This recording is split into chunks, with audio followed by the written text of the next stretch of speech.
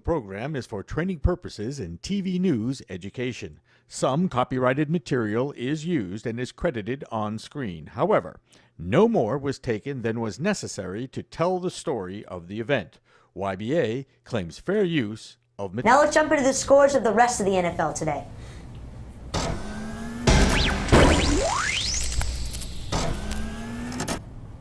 As you see on the board right there, Atlanta defeated the Arizona Cardinals 23-19. Tampa Bay Buccaneers beat the Carolina Panthers in overtime 27-21, one of 3 overtime games today. Green Bay Packers beat the Detroit Tigers, the Detroit Lions 24-20. And in the second of the 3 overtime games, the Dallas Cowboys narrowly escaping against the Cleveland Browns 23-20. Cincinnati easily handling Kansas City 28-6.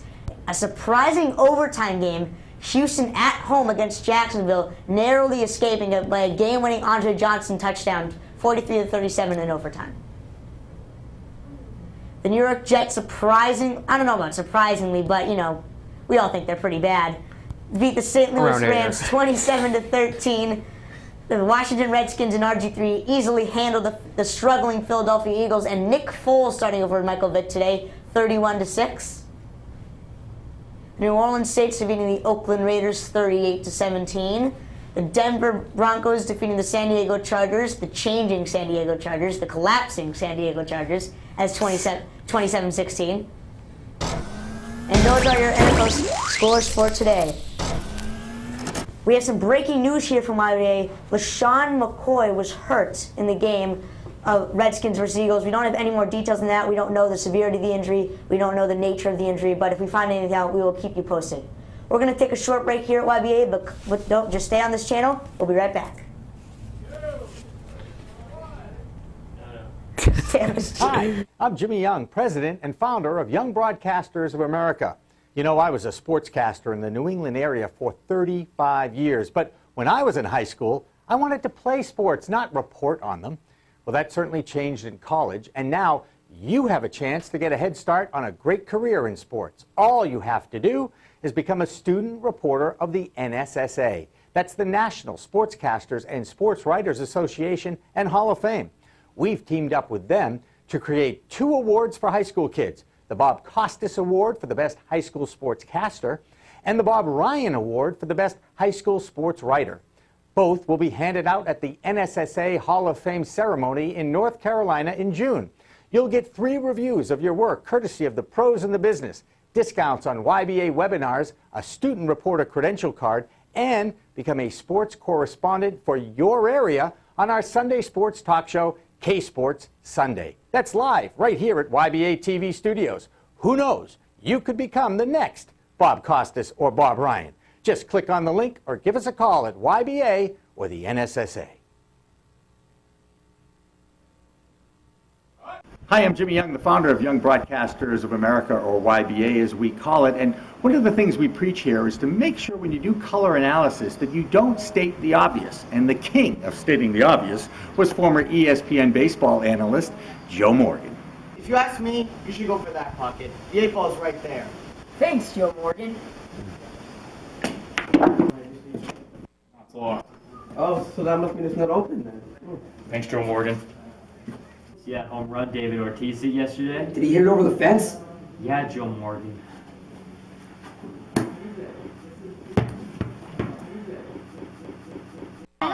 But David Ortiz tore you home run. Hey, one player's not going to do it. One player is. Oh, 180! Good. All right, guys, so, you know, Jordan, what do you think? I think they did. Yeah, hopefully they'll book it, hopefully. All right, guys, it's enough. We gotta go. Come on. Hillsdale, Massachusetts, I'm Matt Rochert for YBA Sports. From Hillsdale, Massachusetts, I'm George Erickson for YBA Sports. Who do you like for the All-Star? Well, I think Kendrick for the National League would be a bust. Suppose he blocks a lot, he scores a lot of runs, so I think it'll be very good. Also, he's been doing well, given that he came off the DL with that broken leg. Oh yeah, and first base, Prince Fielder isn't that good. In that ballpark, he's not hitting enough home runs. I think we should do a guy like Mitch Moreland. He isn't playing all that well, but still, he's pretty good.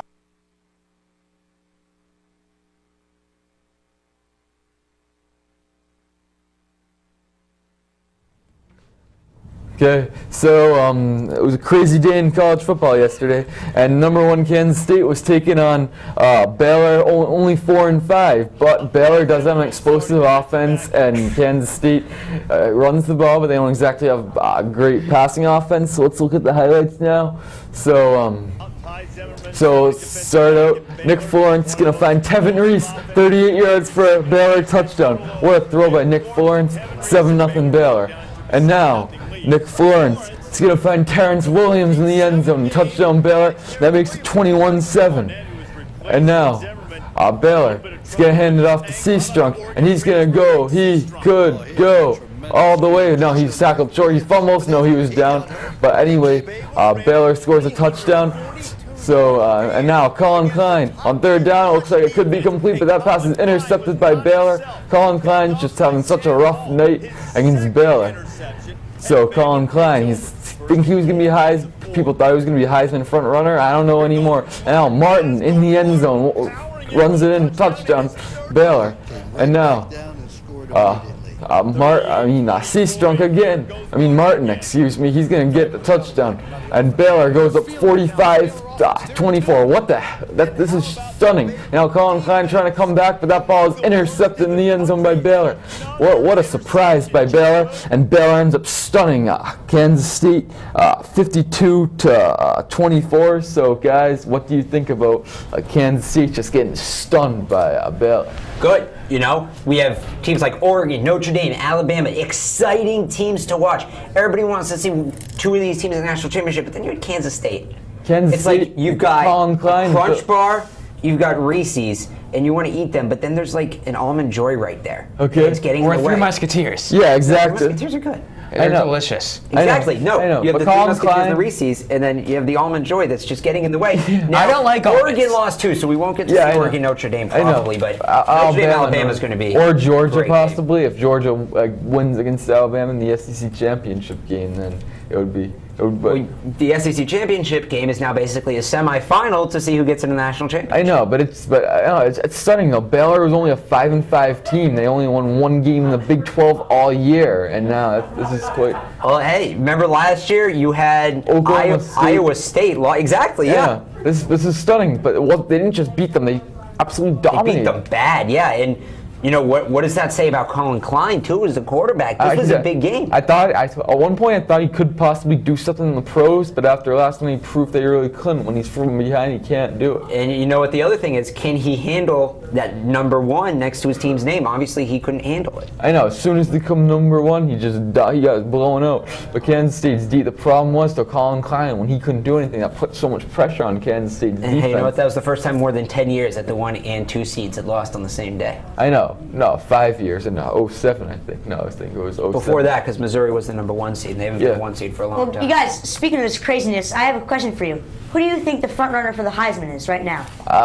This is tough, but I gotta say Johnny Manziel, because it could be because he beat Alabama, a Heisman moment, I guess, or it could be Monte Teo, because he's in the #1 team. So it's either Johnny Manziel or Monte Teo, but I guess Johnny Manziel is just.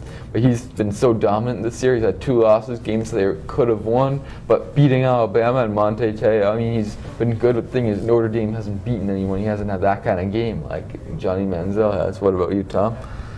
You know, I would like to agree with you, but I don't really follow college anything, so I'm really kind of useless at this point. Okay. You know what? I'm going to say, what does it matter? How successful have Heisman's been in the past? With the exception of a few players, these guys don't necessarily come from teams that play that well. I know, but I think that Johnny Manziel, the real person who deserves the Heisman is the player who's not worried about it, because this is the guy who's trying to get his team national championship berth. I know a guy like Manti Te'o, he's at Notre Dame to win titles, not Heisman's. Yeah, exactly. But there's also Taj Boyd that from Clemson has 41 touchdowns. Taj Boyd's good. I know, he could be considered. He actually does. He can throw the ball. How about DeAnthony Thomas? He's good, but Oregon at 24 miles an hour in pads. I know, he can run like so fast. Okay, well now let's move on to the Oregon game. So Oregon was taking on Stanford. It was really Oregon's first test of the year playing Stanford. They really had an easy schedule in the Pac-12 starting out, but Stanford was a tougher team. Stanford definitely had a good defense. They definitely could slow them down, and Stanford, without Andrew Luck though, it's Kevin Hogan starting quarterback. A lot of people thought that they probably weren't gonna, might be tough for them, but Stanford has a great defense, so when you have defense, always gives you a chance. Let's go to the highlights right now. Okay, so starting out, Kevin Hogan's gonna run this ball in for a 1-yard touchdown at 7-0 Stanford. That's just a great run by Hogan. But now Marcus Mariota, touchdown to Keenan Lowe for a touchdown. It's tied at 7. And now Hogan's gonna throw the ball. Oh, what a catch! It didn't look like a catch. They called it incomplete at first, but if we take a look at it again, yep, he did get body part down in bounds, and Zach Ertz did, and let's take a look at it again. Just perfect catch. That was just unbelievable. Yep, you see his shoulders were down in bounds. So that was, and now Jordan Williamson in overtime. The kick is up and it is good. And Stanford somehow pulls the miracle upset. And this is just so amazing for Stanford that someone pulled the miracle upset against Oregon. They're a big underdog, but Stanford somehow their defense was able to hold it. They had good time of possession. And what do you think about Oregon? Great off, exposed tons of points off. It's only getting 14 points in Stanford. Well, here's my theory about the Oregon Ducks. Everybody knows the Oregon Ducks offense is the best offense in college football. Yeah. But the question always is, how good is their defense? I know. You don't really know. And their defense played well, but they don't have any big name players. So people always wonder, well, how does that happen? Here's my theory about the Oregon Ducks defense. The other team's offense sees what the Oregon offense does, gets intimidated, tries to play too hard and fails. They also have the advantage of where the Oregon defense is normally playing from ahead, so the other offense is pulled out of its element. The Oregon's offense really is also their defense, because they stop the other team's offense from doing what they want. But when Oregon only put up 14 and the Stanford offense was allowed to operate in rhythm in their system, the Oregon defense really had a lot of trouble. And I think that's what cost them this game. Tom? Well, I like to go back to the fact that both the top 2 teams in the nation go down in the same night. I think that's incredible. I think that's great on the part of the 2 visiting teams. And yeah, that's my 2 cents. I know, I mean, but wow, it was just, but Oregon normally, they're not used to only scoring 14 a game. Especially at home. Especially at home. Well, how about... But remember, for the last 2 years, even with Andrew Luck, still, Oregon was able to dominate Stanford. They put up tons of points. I know they didn't have they don't have Michael James this year. He had a huge game against. Without Michael James, they just weren't able to do it. Marcus Mariota, and plus, there's also the time where DeAnthony Thomas should have made a block, and he didn't. Right. On that Stanford. Well, a sloppy play, but how about, let's go back to that catch. The catch by the tight end in the back of the end zone. That was unbelievable. That could go down as one of the most monumental plays of college football season, because it knocks the number 2 seed out. But was it in bounds, though? Was it in bounds? bounds? Here's the thing. Is it a legendary catch or a legendary call? Yeah, that's the thing. But did they get it right? Well, that's what I'm asking you. Will it be remembered as the great catch, or will it be remembered as the blown call? The blown call, because the refs really weren't. I think, trying to find a way to phrase this, I think that it was too close to call. I think the refs got it wrong. I think the guy's shoulder was... Well, remember, it was ruled incomplete on the field, so they after going back and watching video, they overturned. There wasn't enough disputable evidence to overturn that call. That is in my mind. You also have to go by the rule book, too. I think his shoulder got down in bounds, and you only need one body part to get down in bounds. And so you say it was a catch? As long as you have possession of the ball, that's what matters.